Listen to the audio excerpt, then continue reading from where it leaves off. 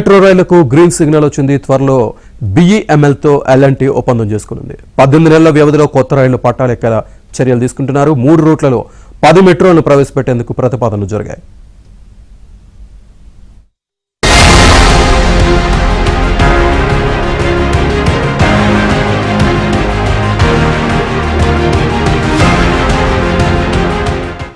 కొత్త metro రైళ్లకు L&T కసరత్తు చేపట్టింది.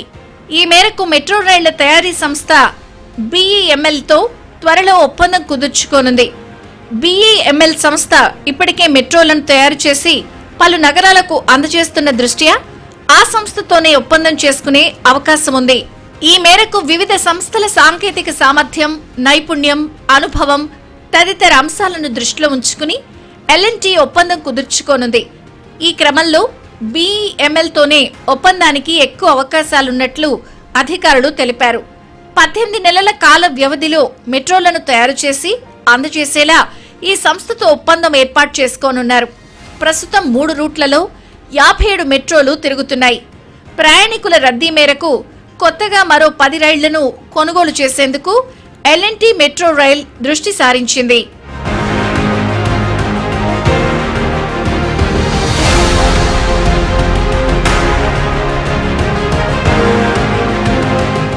ప్రయాణికుల రద్దీ మేరకు నాగ్పూర్ మెట్రో రైళ్లను లీజ్కు తీసుకోవాలని మొదట్లో ప్రతిపాదించారు.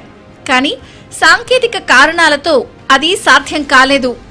ఆ తర్వాత సొంతంగానే కొనుగోలు చేసేందుకు L&T కార్యాచరణ చేపట్టింది. 2023లోని ఈ మేరకు ప్రణాళికలను సిద్ధం చేశారు. భారత్ ఎర్త్ మూవర్స్ లిమిటెడ్ సంస్థతో గతంలో సంప్రదింపులు కూడా జరిగాయి. భారీ నష్టాల కారణంగా వెనుకంజ వేశారు. నష్టాలను భర్తీ చేసుకునేందుకు ప్రభుత్వ ఆమోదంతో ఇటీవల మెట్రో ఛార్జీలను పెంచిన సంగతి తెలిసిందే. ఇందుకు అనుగుణంగా సదుపాయాలపై తాజాగా దృష్టి సారించినట్లు అధికారులు తెలిపారు. ఇందులో భాగంగానే కొత్త రైళ్ల కొనుగోళ్ల కోసం కసరత్తు చేపట్టారు. ప్రస్తుతం నాగోల్ నుంచి రాయదుర్గం, LP నగర్ నుంచి మియాపూర్, JBS నుంచి MGBS కారిడార్లలో ప్రతిరోజు 57 రైళ్లు సుమారు 1050 ట్రిప్పులు తిరుగుతున్నాయి. ప్రతి 3 నిమిషాలకు 1 చొప్పున రాకపోకలు సాగిస్తున్నాయి. రోజుకు 5 లక్షల మందికి పైగా ప్రయాణం చేస్తున్నారు. ఈ క్రమంలో ప్రయాణికులకు మెరుగైన సదుపాయాలను కల్పించేందుకు అదనపు ప్లాట్ఫామ్లను ఏర్పాటు చేయడం, డిజిటల్ సేవల విస్తరణ, లాస్ట్ మైల్ కనెక్టివిటీ పెంపు తదితర సేవలపై L&T దృష్టి సారించింది. ఇందులో భాగంగానే కొత్త రైళ్లను కొనుగోలు చేయాలని భావిస్తోంది. ఇందుకోసం 650 కోట్లకు పైగా ఖర్చు కానున్నట్లు అంచనా. ఒక్కో ట్రైన్కు 60 కోట్ల నుంచి 70 కోట్ల వరకు ఖర్చవుతుందని అధికారులు పేర్కొన్నారు. కోచ్ల సంఖ్యను పెంచడంతో స్టేషన్ల మధ్య రైళ్లు నిలిచిపోయే అవకాశం ఉంటుంది. ఈ సాంకేతిక ఇబ్బందులను దృష్టిలో ఉంచుకుని అదనపు కోచ్లకు బదులు కొత్త రైళ్లనే కొనుగోలు చేయాలని నిర్ణయించారు.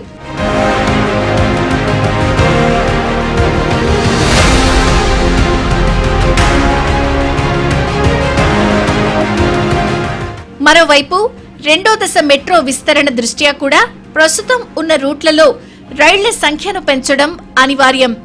రెండో దశలో ప్రతిపాదించిన 5 కారిడార్లలో మెట్రో సేవలు అందుబాటులోకి వస్తే ప్రయాణికుల సంఖ్య 15 లక్షలకు చేరుకునే అవకాశం ఉంది. నగరంలోని వివిధ మార్గాల్లో మెట్రో మొదటి దశ మార్గాల్లోనే ప్రయాణికులు రెండో దశ కారిడార్లలో రాకపోకలు సాగిస్తారు. ఆ రకంగా కూడా కొత్త రైళ్లు తప్పనిసరి.